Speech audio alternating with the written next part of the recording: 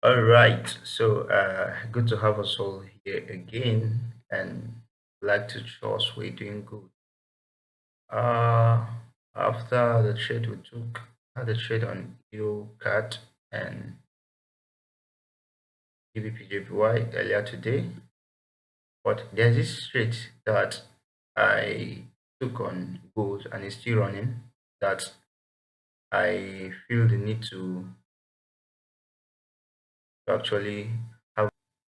I feel the need for us to have a recap on it and because it was just an interesting trade and got me scared at some point actually.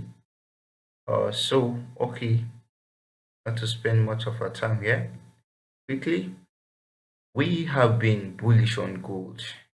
Notice, and if you've been following, you've been bullish. So when I came to the chart earlier today, this was what I noticed in the trade was somewhere around the site earlier. I noticed there was a break of structure already on the 1 hour. I tried figuring this on the 4 hour, but there was no clarity on it. So I went to the 1 hour and I noticed there was a break of structure already at this point, and it was not still clear, and we still scale down to the 30 minutes. So it was on the 30 minutes that I now noticed that yes, this break of structure was still holding. Yes, it was holding. So um I was looking for a means to actually go bullish on the trade, and I scaled down to the 15 minutes. In the 15 minutes I had an amazing order block just at the point of interest. Was this very one? This was my order block, and if you notice my entry was just at that very point, the order block on the 15 minutes. So when I entered this trade, entered it, it was a buy limit, and that was before the news release this afternoon. And I noticed after the news was released, I noticed there was this quick move to the downward position. It was selling massively. So it got me scared. Got me scared. All these large candles, all these large candles from here, this was massive, right? This was massive. So I went to the 1 hour. On the 1 hour, I noticed something. There was this large wick, the wick.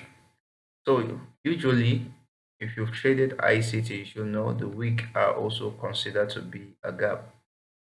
The wick, you've been an ICT student, you know that the wick are also considered to be a gap. So when I saw this wick, I created this wick. And usually, if the wick will not hold as a support or resistance level, it should close below the 50%.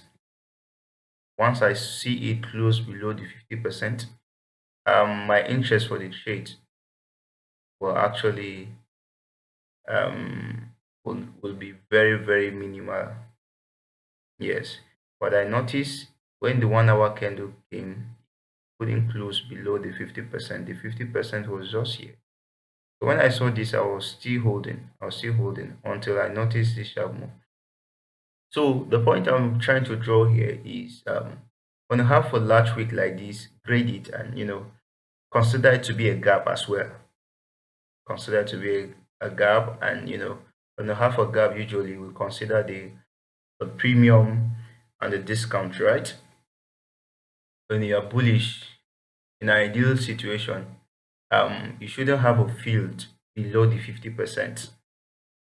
I'm just giving you a quick wisdom and something I've considered profound. If you are bullish in a bullish condition, you should not be looking forward to seeing a candle close below the 50%. Yes, and if you are bearish, likewise, you should not anticipate for the closure of a candle to go above the premium. So that was it for today, and we've taken our partials on this on gold, and I'm thinking it should clear this liquidity, but I just have some position. And why am I'm not actually confident? That's why I've actually taken partials. So whatever happens, let it happen. We'll have another block here, and you see this other block have been respected. So that block have been respected. So even wisdom for me to actually break even now. So that block have been respected on the 1 hour. So it's wisdom to actually even reduce my risks to this other block, and I should be running on zero risks.